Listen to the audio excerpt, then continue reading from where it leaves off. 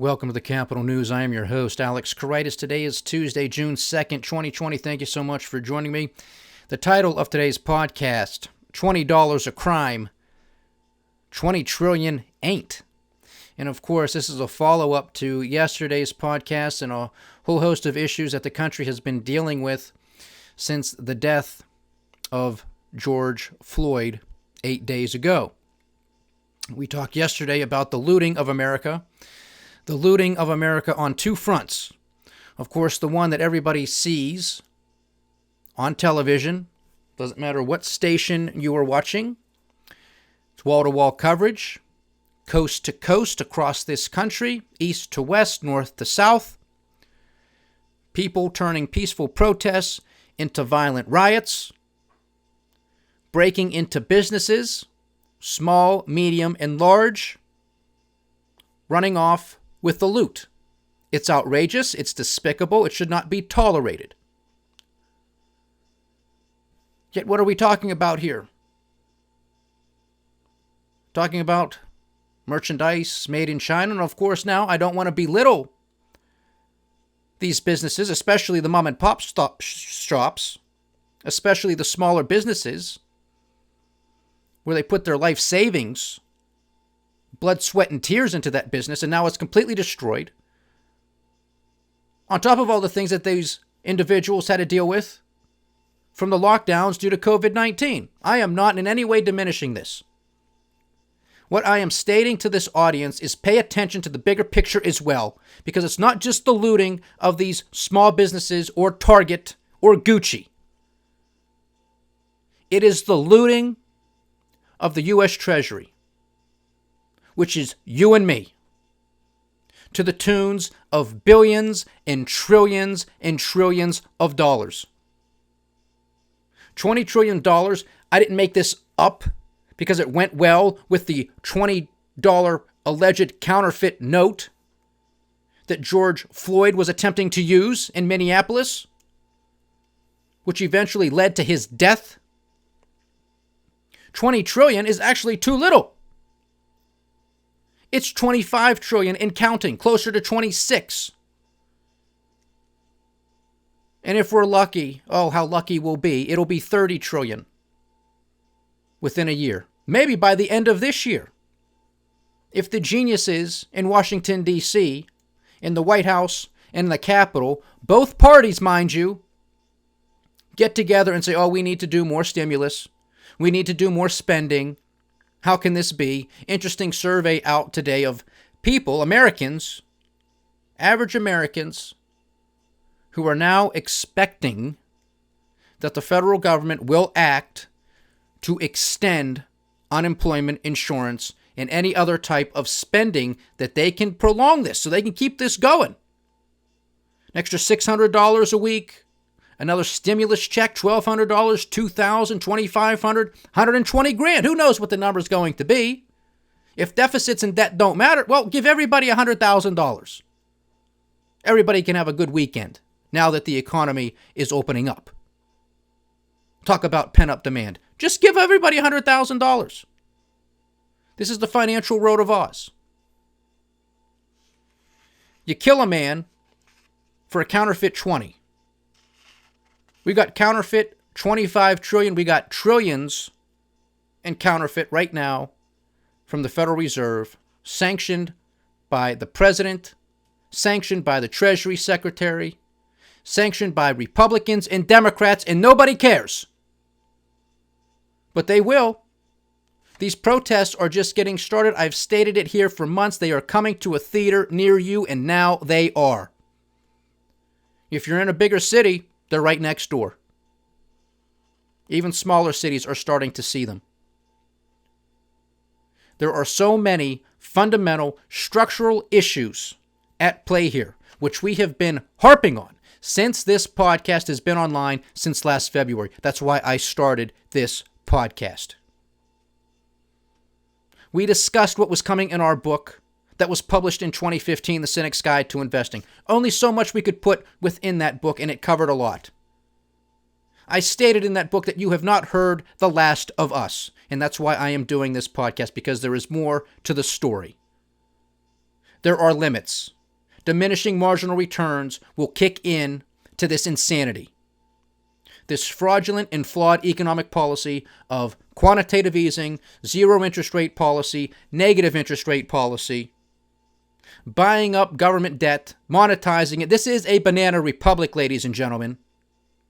We have broke cities, we have broke states asking for a federal government that's also broke for bailouts. Meanwhile, the citizenry is also broke. 40% of the country doesn't have $400 cash in the event of emergency. And last time I checked, we're in the event of an emergency. Multiple jobs, using credit cards to make ends meet. Now, there's no question that many of these Americans just don't know how to manage money. And some of it is their fault. But there's no question that the cost of living, the out-of-control regulations and taxes and everything else that people have to deal with is outrageous and out of control, which puts people in this position that they need not be in. Free market capitalism, ladies and gentlemen, no. Constitutional republic, ladies and gentlemen, no. This is a banana republic. Again, broke cities, asking broke states for bailouts, asking a broke federal government, asking a broke citizenry for tax dollars. But they don't have it because everybody's broke, so let's go to the printing press. Check off all those boxes. That is a banana republic. Look at the White House. Who are some of the president's senior advisors? His daughter and his son-in-law. This is what you see in banana republics. When it's CNN International, or Fox News International, or MSNBC International. Not domestic. That's what's going on. And it's not as if Ivanka and Jared, or Albert Einstein and Isaac Newton, or Dr. Martin Luther King Jr., or Thomas Jefferson. If they were, I wouldn't care. Because my goodness, we have the best working in the White House. They're not. They're not. How many boxes do we need to check off here to show you that this is a banana republic? We have a president of the United States yesterday whose knee-jerk reaction, evidently, is to put the U.S. military across the entire country. It is not the rule of the United States military to police its citizens. We talked about the Posse Comitatus Act yesterday that forbids it. Now you have the Insurrection Act of 1807 that the president might use if these things get out of hand. Of course, he could very well just be bluffing because he wants to play the tough guy. You know, he claimed to be the law and order candidate before he became president of the United States. Well, he became president on this message. He's supposedly the tough sheriff who rode into town who said, enough of these shenanigans, it's law and order time. Well, how's that looking for us right now? Not too well, is it? And the president didn't get too much loving from anybody on his performance yesterday. Even the Republicans, and that's especially who I mean. You got senators dodging the question. What did you think of the president's speech and what he did last night? Oh, I didn't see it. Bull. Bull. That's what these people pay attention to in Washington, D.C. Or all of these statements, all of these comments made, especially by the President of the United States in such a trying moment in this country's history. Oh, I didn't see it. I have no comment. I got nothing to say here. Because it was a disgrace of a comment. No empathy, no sympathy. And maybe the president understands that he doesn't have those characteristics. And maybe he said, screw it. Nobody's going to believe me anyway if I try to be empathetic or sympathetic. So let me just go out there and be the tough guy. Even though I claimed to be law and order 4 years ago, I'm now president and now there's all this chaos. Well, so much for law and order. What do you think all these protesters want? What do you think the black community wants? Don't you think they want law and order in their communities? Don't you think they want the police to stop profiling them into putting them into these types of chokeholds or these types of positions? Don't you think they're sick and tired of it? What happens if that was you? What happens if that was your son or your daughter? You wouldn't like it too much.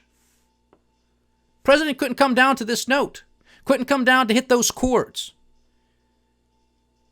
Had to start it off by saying, yes, blah, blah, blah, blah, blah, with the peace and the protests and George Floyd and that family, blah, blah, blah. And then the crux of the argument was law and order. We're going to get them. U.S. military is going out. Dominate, dominate, dominate. Do you think that type of rhetoric, ladies and gentlemen, when there's so much dry powder out there and so much already burning on fire, literally and figuratively, that that's the right tone for the President of the United States to come out and preach?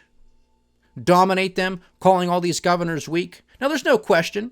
There's no question that there are many issues out there. And I told you yesterday, pay attention to the coverage today. Well, I did that. I paid attention to some of the things said on Fox News this afternoon. And most of them were saying, especially on the 5, were saying, well, the whole lot of them basically. Everybody protesting, they're not protesters. It's all about riots. They're all rioters. That's not true. The bulk of these people are peacefully protesting. You've even seen it today if you're paying attention. People attempted to riot, and you had a whole host of peaceful protesters stop them.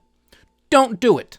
Don't get violent. Don't do harm to somebody. Don't vandalize. Don't steal.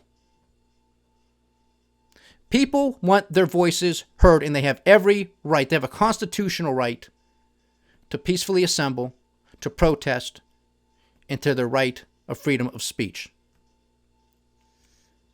Do not throw everybody into the class of those who have committed crimes. And it's outrageous.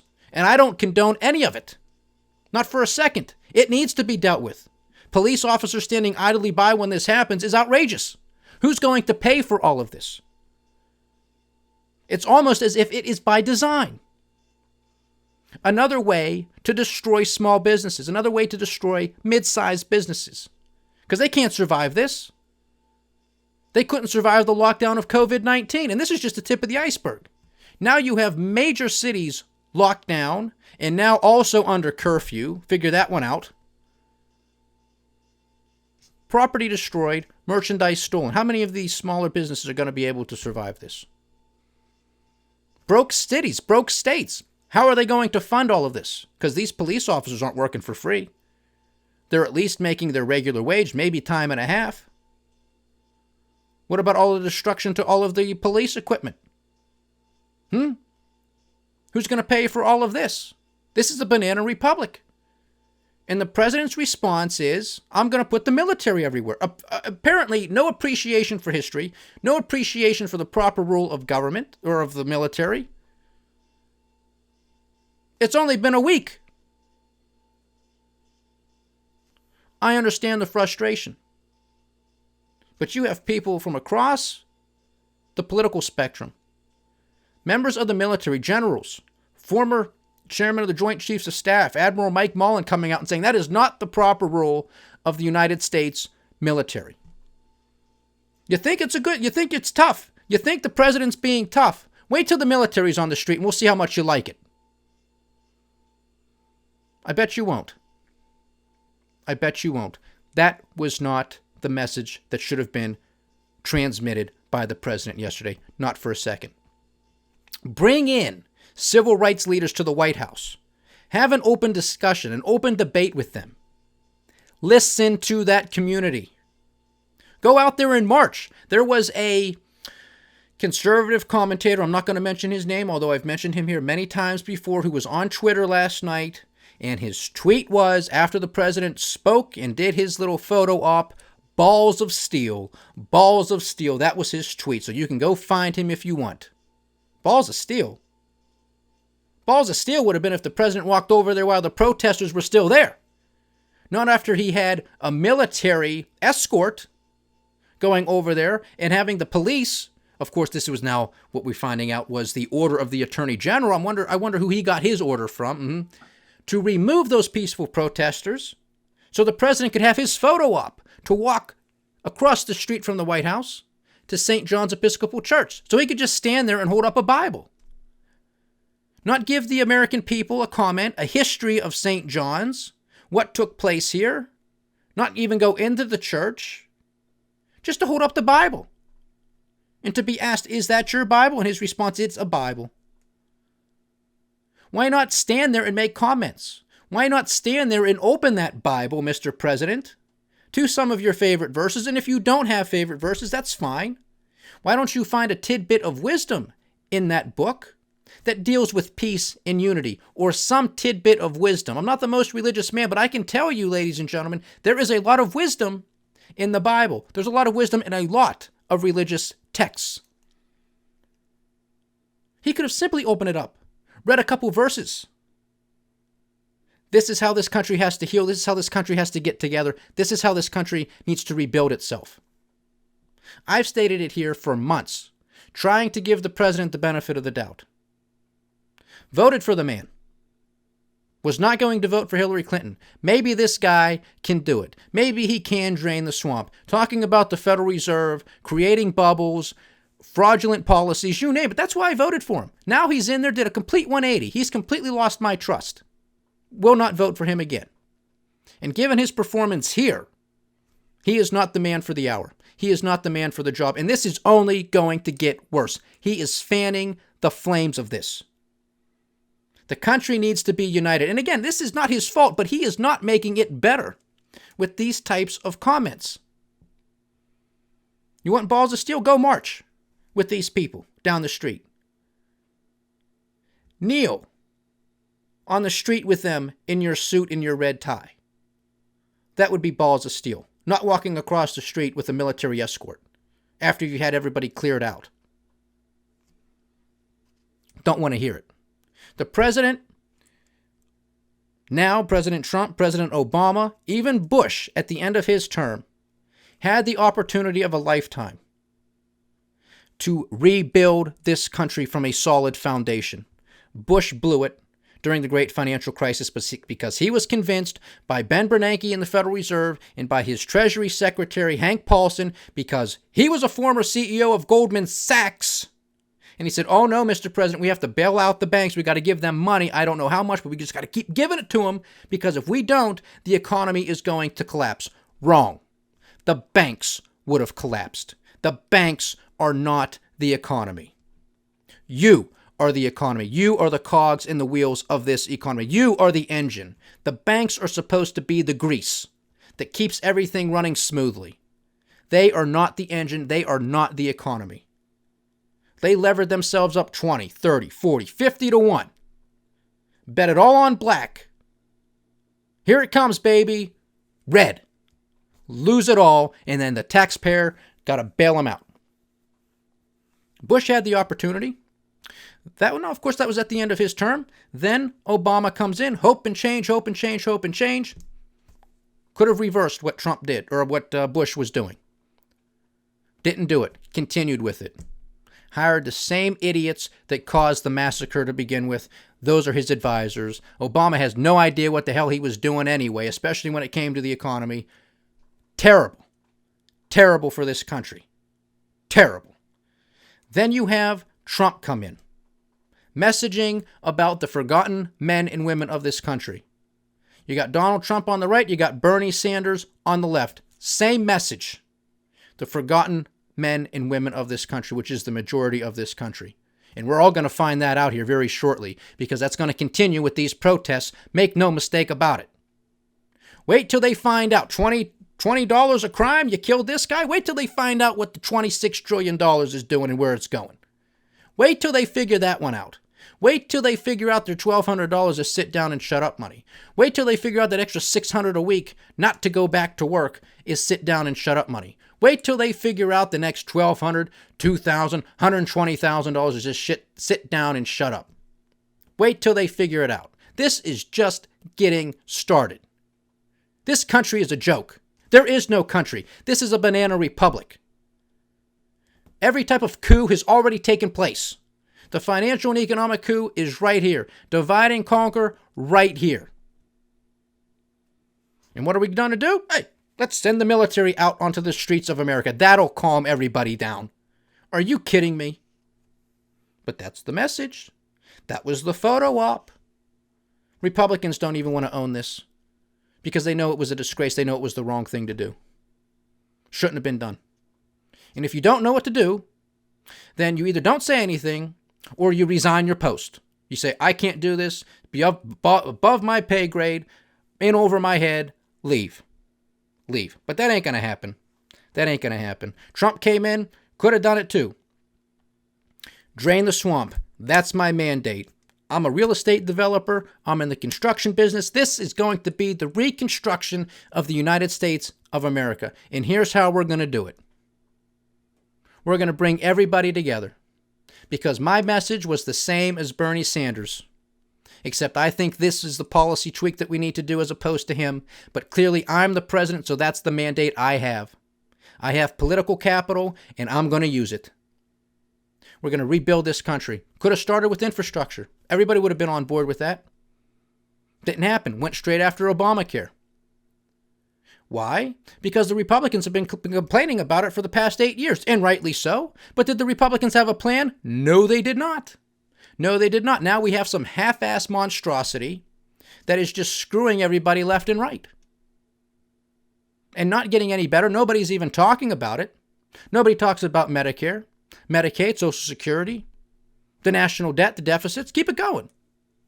6 months ago, Jay Powell, chairman of the Federal Reserve, we got to get a handle on this. Now, COVID-19, who cares? We'll deal with all of this later. We got to print the money to find out where it goes. We know where it's going. We know where it's going. It's being looted. It's going to Wall Street. It's going to corporate America. That's where it's going. It's in your face. You want to complain about some cheap merchandise being stolen from Target? Fine. But pay attention to the $20 trillion that's being robbed right under your nose. Couldn't be any clearer. But people want to go into their silos. I'm a Republican. Those damn Democrats. I'm a Democrat. Those damn Republicans, meanwhile, they're running away with everything. With everything. And they're trying to get us to fight each other in the streets. That's what they're trying to do here. It's divide and conquer. It's as old as time itself. Because people figured this out a long time ago. Divide and conquer. It makes it much easier. You know, I came across an interesting advertisement on YouTube. And it was a question, I think it was Epic News, Epic Newspaper, whatever they're called. And just asking a question, what country is the biggest or the greatest threat to the United States of America? And of course, they were trying to push the narrative that it's the Chinese Communist Party and of course China. Ain't wrong. The biggest threat to this country since inception was always the United States of America. Always. Always. Always. It was never the USSR. It was never Iran. It was never the British. It was never China. It was always the United States of America from day one. What government have you given us? Benjamin Franklin. A republic if you can keep it. They knew from day one. Fast forward to Abraham Lincoln. A house divided cannot stand. This country can destroy itself. This country is destroying itself because we have removed ourselves from our founding. We have removed ourselves from a constitutional republic, and we are in full adoption mode of a banana republic. Our education system is a sham. It's a crime. People don't know what the founding of this country is. A few tidbits here and there, a few verses out of the Declaration of Independence, maybe you know a few things of the Bill of Rights, and that's it. But what about the essence? What about the spirit of this country? And we're not perfect. Nobody is. But why did so many people's ancestors leave their country, leave their families, leave their culture, and come to a country where they didn't know the culture, they didn't know the language, they didn't know anybody? Many of them never to see their families again. Why would somebody send their children in such a situation? Because there was hope here. Because there was the rule of law here. And that's a big thing. That's a big deal. And people take it for granted. So much so that it's now gone. It's now gone. This is all a joke. The markets are up again. The NASDAQ 100 is almost again at all-time highs. Tomorrow it could be at an all-time high. 40 million Americans unemployed over the past 10 weeks. Riots coast to coast, east to west, north and south. Markets keep going up. There's no respect. There's no dignity for anybody, for anything. It's all monetization. And people don't care. Those who have stocks, those who have the 401k or the IRA and have enough in it, people don't care why it goes up, because most people are long these assets. I don't care why it's going up, as long as it goes up.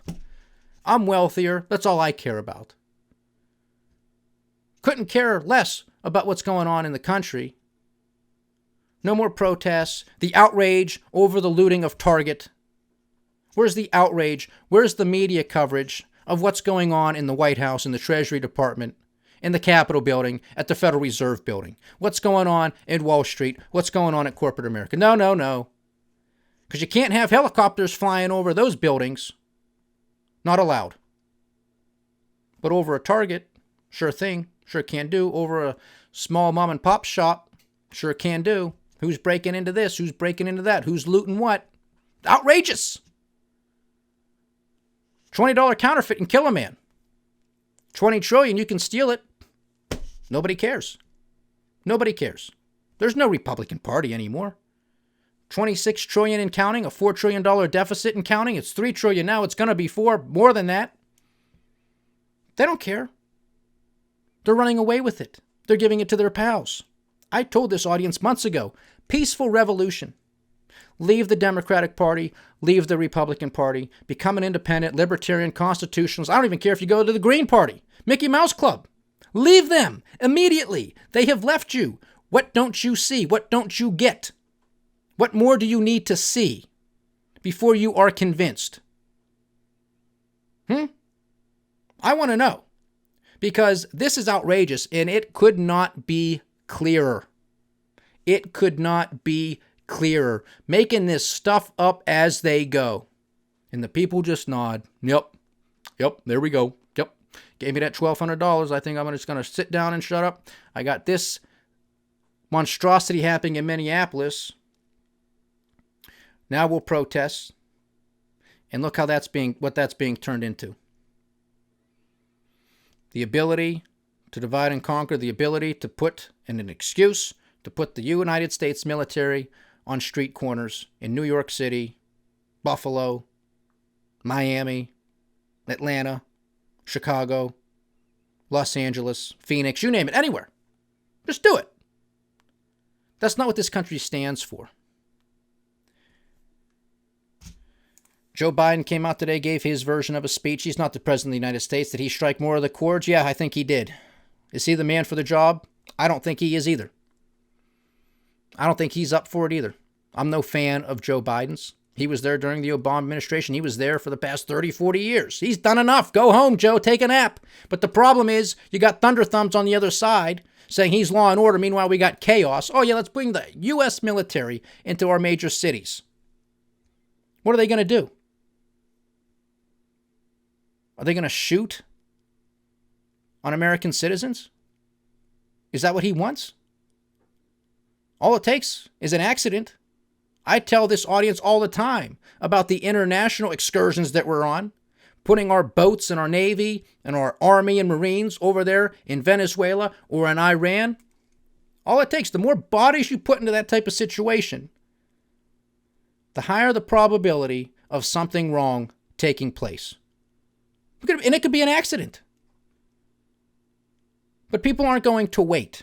They're going to shoot first and ask questions later in the event of an accident. Because it's all it takes. And it's completely out of control. The dominoes are set. They are set across this country. They are set across this planet. These protests are not transitory. They are history in the making. There is no leadership whatsoever. People can't afford to live. They can't afford to eat.